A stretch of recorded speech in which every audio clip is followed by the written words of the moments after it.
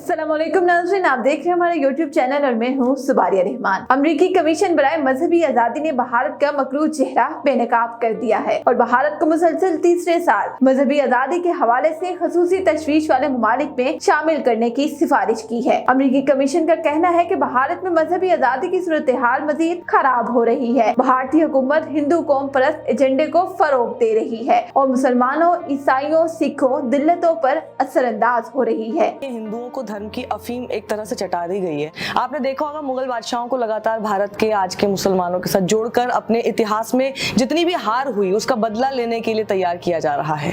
पूरी state machinery, social media, यहाँ तक कि फिल्मों के जरिए एक प्रोपेगेंडा फैलाया जा रहा है। खूब चर्चा कर झूठ और नफरत की एक ऐसी आर्मी तैयार कर दी गई है जिसके आगे सच बोलने वाले बहुत कम मिलते हैं। कमीशन ने कहा है कि हिंदुत्व का रियासती नजरिया मजहबी अक़लियतों के खिलाफ है।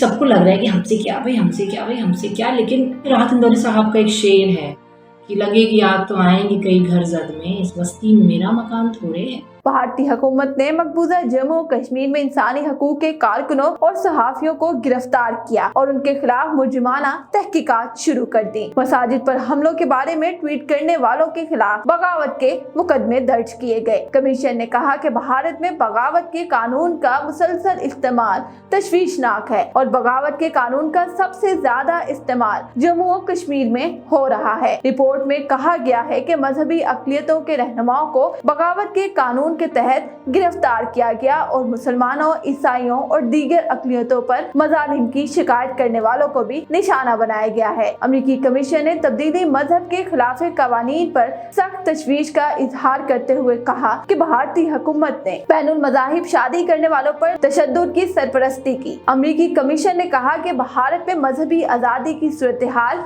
बदतर हुई है और अमरीका को भारत के साथ मजहबी आज़ादी का मामला उठाना चाहिए।